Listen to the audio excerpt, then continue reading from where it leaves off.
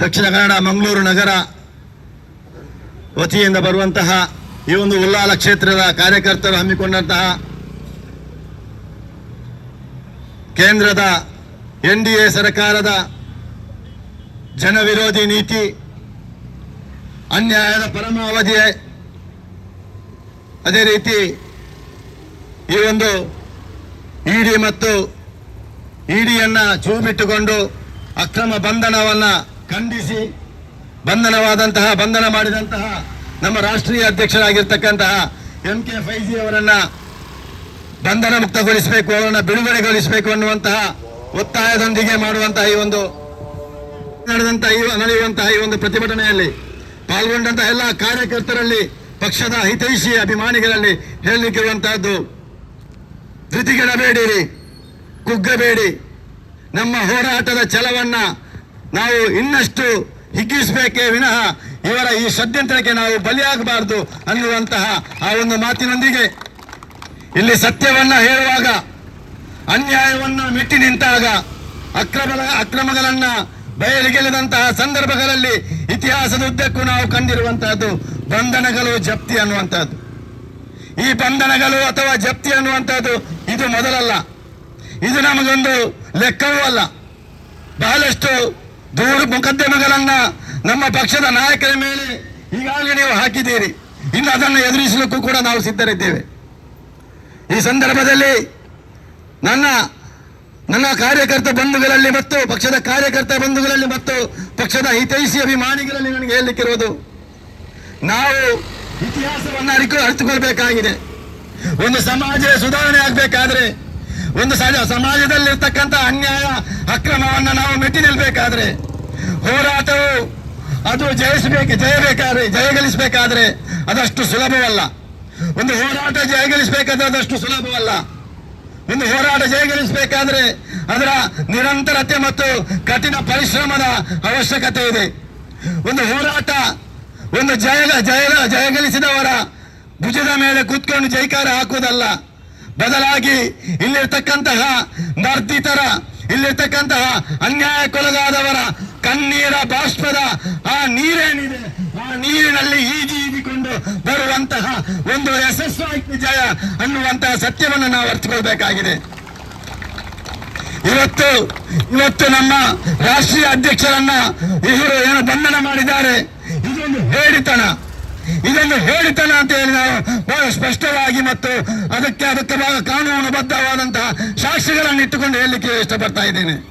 ಕಾರಣ ಈ ರಾಷ್ಟ್ರದಲ್ಲಿ 2014ರಿಂದ 2024-25ರವರೆಗೆ ನಿರಂತರವಾಗಿ ಇವರು ಆಡಳಿತ ನಡೆಸಿಕೊಂಡು ಬಂದಂತಹ NDA ಸರ್ಕಾರ ಅಥವಾ ಈ ಒಂದು ನರೇಂದ್ರ ಮೋದಿ ಅವರ ಸರ್ಕಾರ ಇಲ್ಲಿರ್ತಕ್ಕಂತಹ ಅಲ್ಪಸಂಖ್ಯಾತರ ಮೇಲೆ, ಇಲ್ಲಿರ್ತಕ್ಕಂತಹ ದಲಿತರ ಮೇಲೆ, ಇಲ್ಲಿರ್ತಕ್ಕಂತಹ ಆದಿವಾಸಿಗಳ ಮೇಲೆ, ಇಲ್ಲಿರ್ತಕ್ಕಂತಹ ಮಹಿಳೆಯರ ಮೇಲೆ ನಿರಂತರವಾಗಿ ಆ ಒಂದು ಕಠಿಣ ಕಾನೂನುಗಳನ್ನು ತರುವಂತಹದ್ದು, ದಬ್ಬಾಳಿಕೆ ಮಾಡುವಂತಹದ್ದು ಇವರಿಗೆ ಪರಿಪಾಠವಾಗಿ ಹೋಗಿದೆ. ನಮ್ಗೆ ಗೊತ್ತಿದೆ, 2019ರಲ್ಲಿ ಇವರು NRC CA ಎನ್ನುವಂತಹ ಕರಾಳ ಕಾನೂನುಗಳನ್ನು ತಂದರು.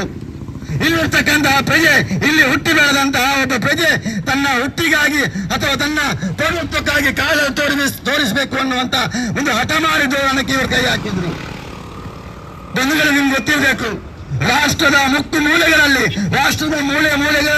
ಇದರ ವಿರುದ್ಧವಾಗಿ ಹೋರಾಟವಾಯಿತು. ಶಾಹೀನ್ ಬಾಗ್ ಅಂತಹ ಹಲವಾರು ಶಾಹೀನ್ ಬಾಗ್ಗಳು ಇಲ್ಲಿ ತೆರೆದವು. ನಿರಂತರವಾಗಿ ಹೋರಾಟ ಮಾಡಿದಂತಹ ಕಾರಣಕ್ಕಾಗಿ ಈ ಹೋರಾಟದ ಹಿಂದೆ ಒಂದು ಸಂಘಟನೆ ಇದೆ ಅಂತ ಹೇಳಿಕೊಂಡು ಒಂದು ಸಂಘಟನೆಯನ್ನ ಬ್ಯಾನ್ ಮಾಡಿದ್ರು ಇವರು. ಅವರ ಮುಂದುವರೆದುಕೊಂಡು ಇವತ್ತೇನೆ ಆ ಒಂದು ಕರಾಳ ದಿನಗಳು ಮಾಯುವ ಮುನ್ನವೇ ಇವತ್ತು ವಕ್ಫ್ ಅನ್ನುವಂತಹ ಆ ಒಂದು ವ್ಯವಸ್ಥೆಗೆ ತಿದ್ದುಪಡಿ ಅನ್ನುವಂತಹ ಲೇಪನವನ್ನು ಹಚ್ಚಿಕೊಂಡು ಬಹಳ ಕಾನೂನುಬದ್ಧವಾಗಿ ನಮ್ಮ ಮುಸಲ್ಮಾನರ ಅಧೀನದಲ್ಲಿರ್ತಕ್ಕಂತಹ ವಕ್ಫ್ ಸ್ವತ್ತುಗಳನ್ನ ಲೂಟಿ ಮಾಡಲಿಕ್ಕೆ, ಅದನ್ನ ವಶಪಡಿಸಿಕೊಳ್ಳಲಿಕ್ಕೆ ಇವರು ಹುನ್ನಾರ ಹಾಕಿದ್ರು.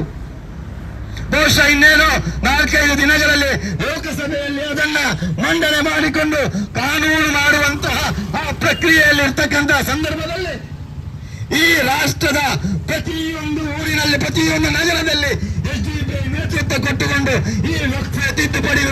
ಕಠಿಣವಾದಂತಹ ಮತ್ತು ಬಹಳ ಉಗ್ರವಾದಂತಹ ಪ್ರತಿಭಟನೆಗಳನ್ನ ಮಾಡಿತು. ನಾವು ಕಂಡಿರಬಹುದು, ಕೇಳಿರಬಹುದು. ಈ ರಾಷ್ಟ್ರದ ಬಹಳಷ್ಟು ಕಡೆಗಳಲ್ಲಿ ಲಕ್ಷಾಂತರ ಗಂಡು ಹೆಣ್ಣು ಮಕ್ಕಳು ಮುದುಕರು ಅನ್ನುವಂತಹ ಭೇದ ಭಾವವಿಲ್ಲದೆ ನಾವೆಲ್ಲರೂ ಮುಸಲ್ಮಾನರು ಅನ್ನುವಂತಹ ಕಾರಣದಲ್ಲಿ ಎಲ್ಲರೂ ಕೂಡ ಒಟ್ಟು ಸೇರಿ ಬೀದಿಗಿಳಿದು ಹೋರಾಟ ಮಾಡಿದರು. ಈ ಹೋರಾಟವನ್ನ ಅರಗಿಸಿಕೊಳ್ಳಿಕ್ಕಾಗದಂತಹ ಶಿಖಂಡಿಗಳು, ಹೇಡಿಗಳು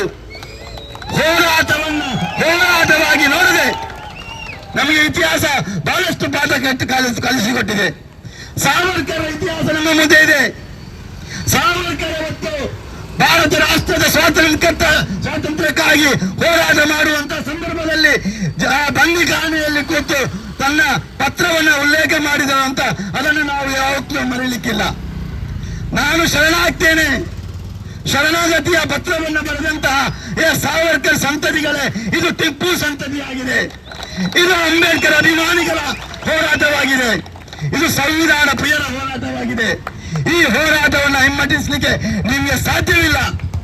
ಇವತ್ತು ನೀವು MK ಫೈಜಿಯನ್ನು ಬಂಧನ ಮಾಡಿದ್ದೀರಿ, ನಮ್ಗೆ ಗೊತ್ತಿದೆ.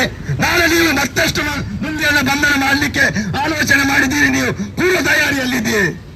ನಾವು ಅದಕ್ಕೆ ರೆಡಿಯಾಗಿದ್ದೇವೆ. ನಾವು ಕೂಡ ಪೂರ್ವ ತಯಾರಿಯಲ್ಲಿದ್ದೇವೆ. ನಮ್ಮ ನಾಯಕರನ್ನು ನೀವು ಎಷ್ಟು ಮಂದಿಯನ್ನು ನೀವು ಬಂಧನ ಮಾಡಿದ್ರು. ನಮ್ಮ ಕಾರ್ಯಕರ್ತರು ಬಿಟ್ಟಿಗೆಡುವವರಲ್ಲ.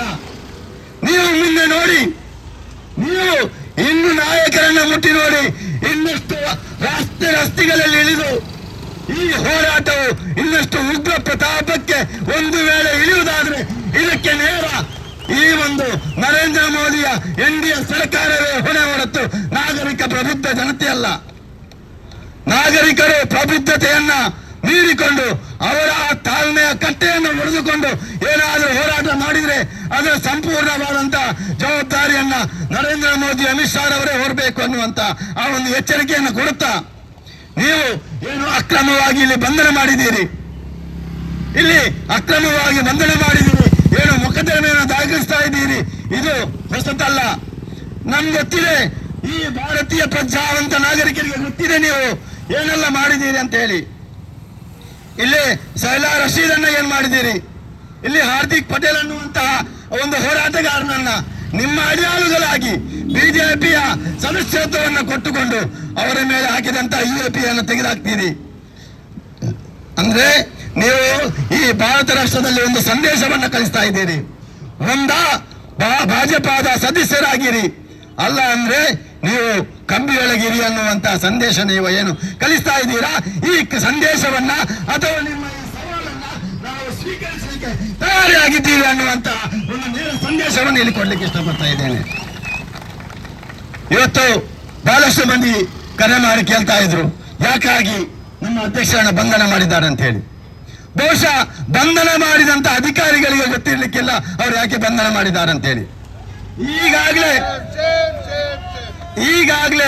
ಈಗಾಗಲೇ ಹಲವಾರು ಪ್ರಕರಣಗಳಲ್ಲಿ